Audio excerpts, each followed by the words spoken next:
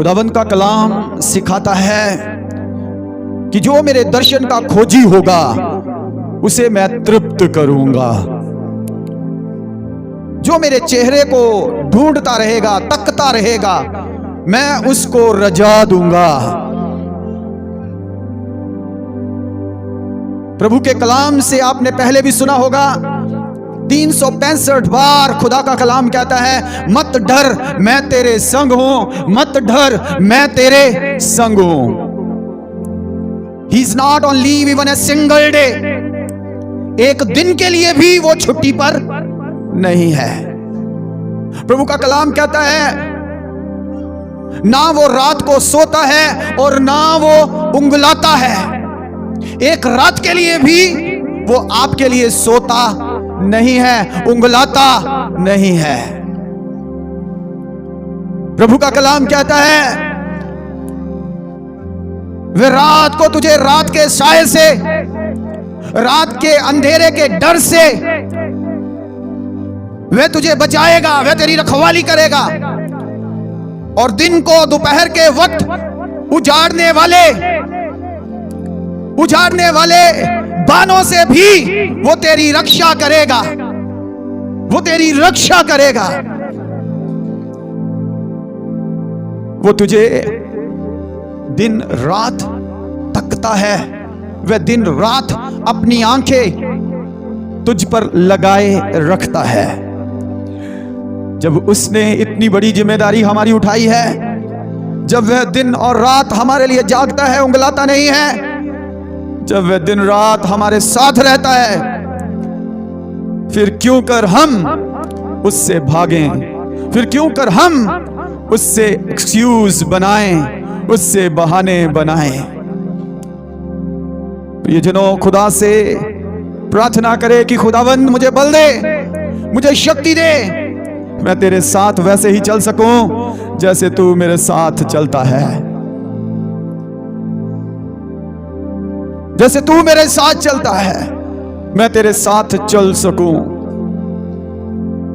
याद रखें, ये कलाम के वायदे सिर्फ पास्टर जी के लिए नहीं है, ये वादे सारी कलीसिया के लिए हैं। और मुझसे ज्यादा मुझे विश्वास है, आप चाहते हैं कि आपके साथ ये वचन, ये वायदे पूरे हों। आप चाहते हैं कि परमेश्वर का हाथ आप पर बना रहे, आप चाहते हैं कि परमेश्वर आपके संग संग रहे। जैसे पास्टर जी को सेवकाई से कोई छुट्टी नहीं, संगति से कोई छुट्टी नहीं, इबादत से कोई छुट्टी नहीं, उसी प्रकार कलीसिया को भी परमेश्वर की हजूरी में आने से कोई छुट्टी, जोर से बोलिए कोई छुट्टी, जोर से बोलिए कोई छुट्टी। यदि आज भी आप अपनी मन मर्जी करते हैं, अपनी मर्जी से चर्च आते हैं, अपनी मर्जी से नहीं आते हैं, तो आपको अपने आप को चेक पे लगाना होगा, अपने आप को चेक पे लगाना होगा। हमें इस वर्ड के डूअर बनना है, इस वचन को मानने वाले नहीं, करने वाले बनना है। जो वचन को मानने वाले हैं, जो ग्रंथों को मानने वाले हैं, जो किताबों को मानने वाले हैं, वो इसकी पूजा करते हैं, आरती करते हैं। लेकिन हम इस ग्रंथ की, इस बाइबल की, इस पुस्तक की पूजा करने वाले नहीं, इसे मानने वाले नहीं, इसे जीने वाले हैं, इसे जीने वाले हैं। इसलिए लिविंग स्टोन अपोस्टलिक चर्च, आप जितने यहां पर हैं और जितने यहां पर नहीं हैं, मेरी आपसे यही विनती है, खुदा का दिन खुदा को दीजिए, खुदा का समय खुदा को दीजिए। अगर उसने कहा है कि एक दिन मेरा है तो वो उसको दीजिए। अगर उसने कहा है 6 दिन तेरे हैं तो 6 दिन दिन रात डट के काम कीजिए। लेकिन जो खुदा का है वो खुदा को दे दीजिए, जो प्रभु का है वो प्रभु को दे दीजिए। चोरी ना करें, पीछे ना हटें, बलिदान देने से, सैक्रिफाइस करने से पीछे ना हटें। प्रभु के भवन को कभी खाली ना पड़ने दें, अपनी सीट को कभी खाली ना पड़ने दें। बल्कि हमेशा प्रभु के भवन में आते रहें, प्रभु के भवन में आकर उसकी स्तुति गान करते रहें। खुद भी आएं, अपने पति को भी लाएं, अपनी पत्नी को भी लाएं, अपने बेटे को भी लाएं, अपनी बेटी को भी लाएं, अपनी मम्मी को भी लाएं, अपने पापा को भी लाएं और सब मिलकर परमेश्वर की आराधना करें, मिलकर उसकी बंदगी करें। हालेलुया। कितने लोग मेरी आवाज को सुन रहे हैं? आपको समझ आ रही है? हालेलुया। कलाम में लिखा है वह कल यानी कि बीते हुए कल, आज यानी कि आज जो वर्तमान चल रहा है, कल जो कि आने वाला कल जो कि भविष्य है, वह कभी भी बदलता नहीं है। वह अपरिवर्तित परमेश्वर है, वह वायदों का सच्चा है और वह विश्वास योग्य है। 2026 में हम मुझसे कहें, हे पिता, हे परमेश्वर, मुझे भी विश्वास योग्य बना, मुझे भी वफादार बना। जैसा तू है मैं भी वैसा हो जाऊं। जैसे तू मेरे साथ चलता है, मेरा ध्यान रखता है, मेरा ख्याल रखता है, मेरे अंग संग रहता है, मुझे भी वैसा ही होने के लिए मदद कर।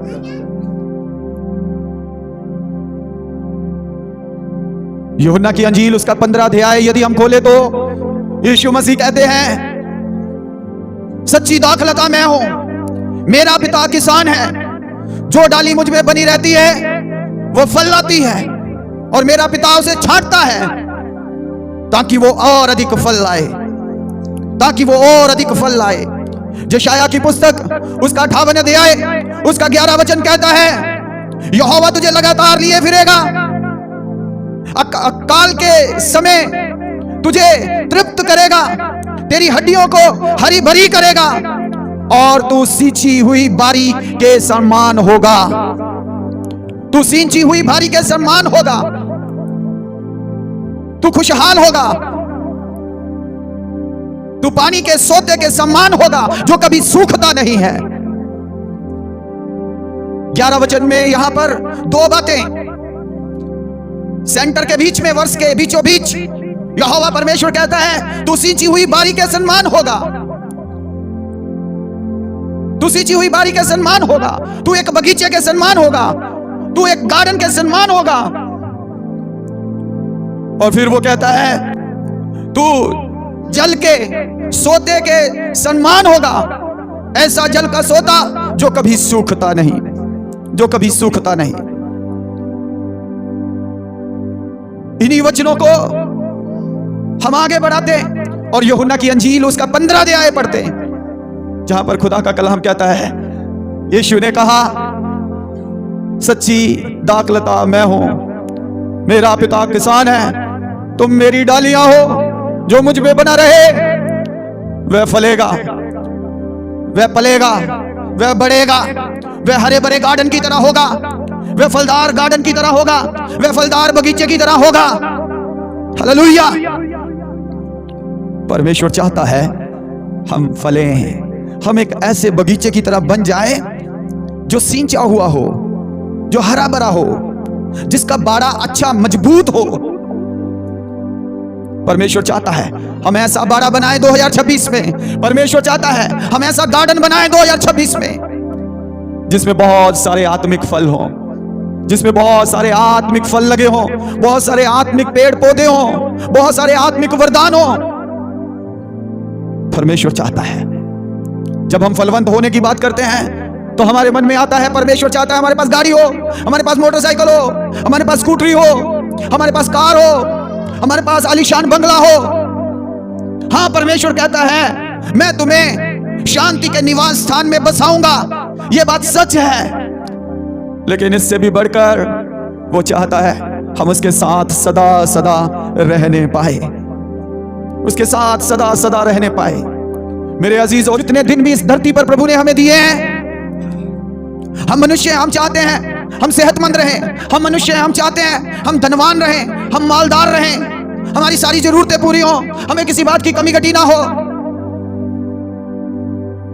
लेकिन जब हमारा प्रभु इस धरती पर था, कलाम कहता है जितने दुख, जितने क्लेश हम सहते हैं, उन सब के बीच में से वो होकर गया, उन सब में से होकर वो गया। यदि प्रभु उन दुखों में से होकर गया तो हम उन दुखों को क्यों ना सह लें। यदि प्रभु हमारे लिए सताया गया तो हम उसके लिए क्यों ना सताए जाएं। ये तो साफ साफ बाइबल में लिखा है, तुम मेरे नाम के कारण सताए जाओगे, चौकों में मारे जाओगे, काटे जाओगे, बंदी गृह में डाले जाओगे। जब यीशु मसीह इस दुनिया में थे, प्रभु यीशु मसीह ने बड़े रोगियों को चंगा किया, बीमारों को चंगा किया, अंधों को आंखें दी, लंगड़ों को चलने की शक्ति दी, बहरों को कान दिए, सुनने के लिए, बोलने के लिए जुबान दी। परमेश्वर का धन्यवाद हो, वो महिमा के काम, वो अचरज कामों के लिए जो उसने किए। लेकिन क्या जो लंगड़ा था, जब वो चलने लगा उसके बाद वो बूढ़ा नहीं हुआ? क्या उसके प्राण नहीं निकले? क्या वो कभी बीमार नहीं हुआ? जो अंधा था, क्या उसकी दृष्टि कम नहीं हुई? क्या उसकी नजर कम नहीं हुई?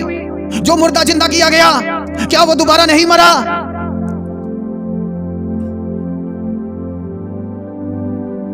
मेरे अजीजों, शरीर में रहते हुए शरीर पर ठंड के दिनों में ठंड लगेगी, जुकाम हो सकता है, सिर दर्द हो सकती है, बुखार आ सकता है, कमर दर्द हो सकती है।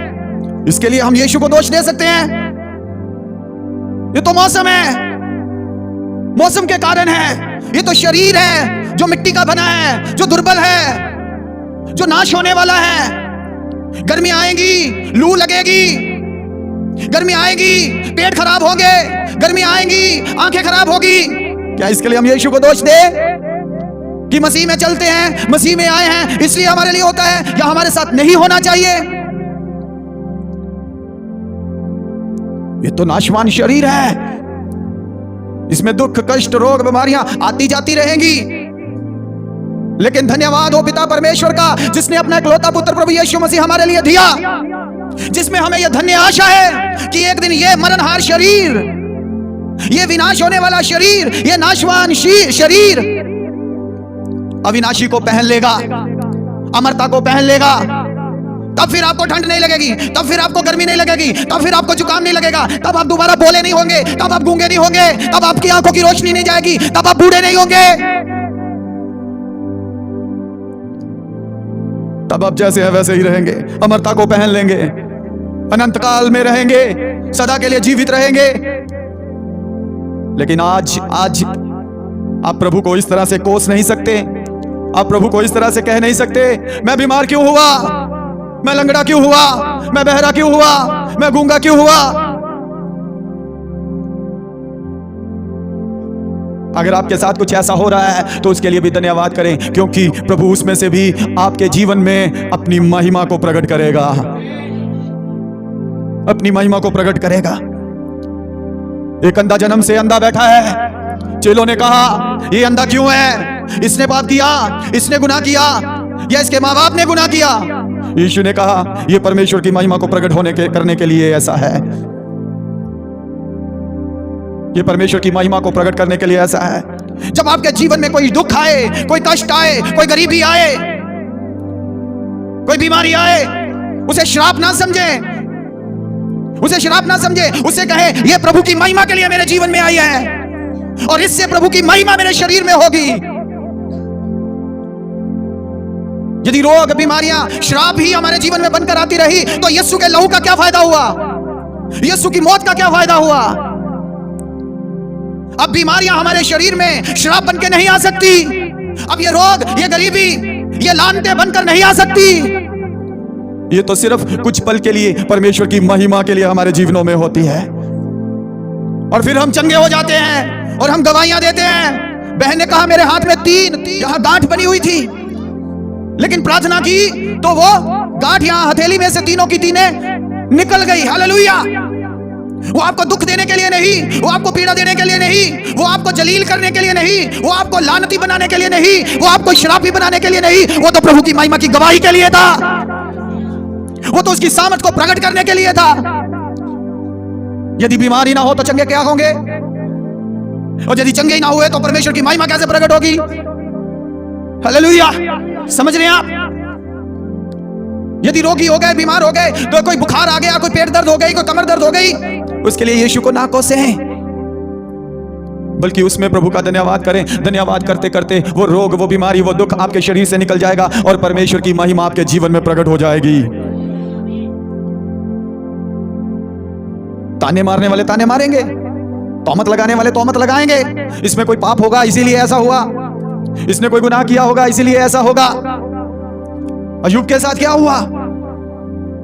अय्यूब को ताने मारने लगे, अय्यूब की बीवी उसको ताने मारने लगी, अय्यूब के मित्र उसको ताने मारने लगे, क्लोज मित्र।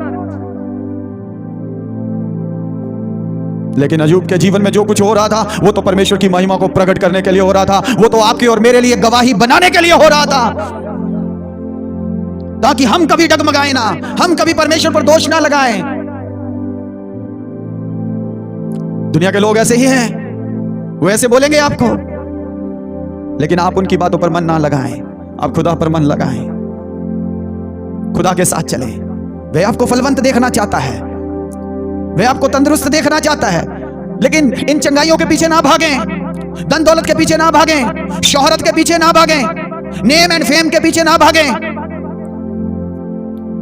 भागना है तो पवित्रताई के पीछे भागें, भागना है तो धार्मिकता के पीछे भागें, भागना है तो अपने खुदा के पीछे भागें। अगर कुछ खोजना है तो अपने खुदा का चेहरा खोजें, अपने खुदा का दर्शन खोजें, अपने खुदा को तकते रहें, अपने खुदा पर ध्यान लगाएं। जो मेरे दर्शन के खोजी होंगे उन्हें मैं तृप्त करूंगा, वो सींची हुई बारी के सन्मान होंगे, उनके अंदर फल देखे जाएंगे। प्रभु आपको सबको शारीरिक तौर पर संपन्न बनाए, आपकी जरूरतों को पूरा करे। लेकिन कलीसिया का सेवक होने के नाते आपको खबरदार करना चाहता हूं, आपका पासवान होने के पीछे नाते आपको खबरदार करना चाहता हूं, इन वस्तुओं के पीछे ना भागना। क्योंकि कलाम में लिखा है इन वस्तुओं के पीछे अन्य जातियां भागती हैं, मसीह के लोग नहीं भागते, खुदा के लोग नहीं भागते, परमेश्वर के लोग नहीं भागते। ये वस्तुएं खुद पीछे आकर जरूरतें पूरी कर जाती हैं। आपको तो वो भारी बनना है, वो गार्डन बनना है जो खुदा चाहता है। कौन सा गार्डन? हालेलुया। जो संसार का गार्डन है वो वाला गार्डन ना बने, जो संसार के फूल फल लगे हैं उसको ना देखें, जो दुनियादारी के फूल फल लगे हैं उसको ना देखें। अच्छा कोट पहना तो बड़ा अमीर है, रेमंड का सूट पहना तो बड़ा अमीर है, रिबॉक के शूज डाले तो बड़ा अमीर है, फॉर्चून में जा रहा है तो बड़ा अमीर है। इससे अमीरी नहीं होगी। आप खुदा के कितने करीब हैं, आपके अंदर कितने आत्मा के फल हैं, आपके अंदर कितने आत्मा के वरदान हैं, आप वचन को कितना फॉलो कर रहे हैं, आप वचन को कितना अपने हृदय में छुपा रहे हैं, रख रहे हैं, आप कितना समय प्रार्थना में लगा रहे हैं, आप खुदा से कितना प्यार कर रहे हैं। ये बातें आपको खुदा की नजर में अमीर बनाएगी, ये संपन्न बनाएगी, ये आपको फलवंत बनाएगी। यीशु ने क्या कहा? जो मुझ में बना रहेगा, जो मुझ में बना रहेगा। हमें यीशु में बने रहना है, तब हम फलदार हैं। यदि हम यीशु में नहीं हैं तो हम फलदार नहीं हैं। हमें यीशु में बने रहना है, हमें वचन में बने रहना है, उसकी आज्ञाओं में बने रहना है। यही तो लिखा है। मुझ में बने रहने का मतलब, यदि तुम मेरी आज्ञाओं में बने रहते हो तो तुम मुझ में बने, यदि तुम मेरे वचन में बने रहते हो तो तुम मुझ में बने, यदि तुम मुझ में बने रहते हो तो तुम फलदार गिने जाओगे। मेरा पिता तुम्हारे पास आएगा, वो काउंट करेगा कितना फल लगा है, वो काउंट करेगा कितना हरा भरा है, वो देखेगा और फिर वो आकर हमें जाड़ेगा, वो हारेगा, हमें सींचेगा, हमें पानी डालेगा, आत्मा का पानी, वचन का पानी। 2026 में प्रियजनों, खुदा आपको बुलंदियों पे लेकर जाए, पारिवारिक तौर पर, कारोबारी तौर पर। लेकिन याद रखें, इन बातों के पीछे नहीं भागना है, इन बातों के पीछे नहीं भागना है। ये चुनौती है आपके लिए, ये चैलेंज है हम सब के लिए। हम अन्य जातियों के बीच में रहते हैं, हम अन्य जातियों के बीच में काम करते हैं, लेकिन ये हम सब के लिए एक चैलेंज है। किस प्रकार से हम खुदा के वचन में बने रहें, किस प्रकार से हम उसके वचन को पूरा करें, किस प्रकार से हम उसके वचन को अपनी जिंदगी में प्रकट करें। यह हम सब के लिए एक चैलेंज है। क्या है? जोर से बोलिए, क्या है? चैलेंज है, चुनौती है, चुनौती है। और ये छोटी चुनौती नहीं है, इस परवर्स जनरेशन के बीच में, इस टेढ़ी जाति के बीच में, दूसरे विश्वास के लोगों के बीच में, जो आपके विश्वास को तुच्छ जानता है, जो आपके विश्वास की कदर नहीं करता, जो आपके विश्वास को अच्छा नहीं समझता, ऐसे लोगों के बीच में आपको खुदा के कलाम को पूरा करना है। मैं सुनाने के लिए नहीं बोल रहा, प्रचार करने के लिए नहीं बोल रहा, मैं कह रहा हूं आपको अपने आप को कलाम में बनाए रखना है। पहले अपने आप को कलाम में स्थिर करें, फिर दूसरों के विषय में सोचें। यदि हम खुद ही वचन में स्थिर ना रहे, यदि हम खुद ही वचन को ना माने, हम दूसरों को क्या सिखाएंगे, हम दूसरों को क्या पढ़ाएंगे? 2026 में खुदाबंद हमारे साथ वफादार और विश्वास योग्य है। आइए हम भी उसके साथ विश्वास योग्य और वफादार हो जाएं, वफादार हो जाएं। वो कहता है यशायाह की पुस्तक उसका 58 अध्याय, यशायाह 58:11, वो कहता है, मैं आपके लिए पढ़ता हूं, ध्यान से सुनिए, वो आपके लिए क्या कह रहा है। यहोवा तुझे लगातार लिए चलेगा, पहली बात। काल के समय तुझे तृप्त करेगा, दूसरी बात। तेरी हड्डियों को हरी भरी करेगा, तीसरी बात। तू सींची हुई बारी के समान होगा, चौथी बात। सोते के समान होगा जिसका जल कभी नहीं सूखता, पांचवी बात। 14 वचन, तू यहोवा के कारण सुखी होगा, छठी बात। मैं तुझे देश के ऊंचे स्थानों पर चलने दूंगा, सातवीं बात। तेरे मूल पुरुष याकूब के भाग की उपज में से तुझे खिलाऊंगा, आठवीं बात।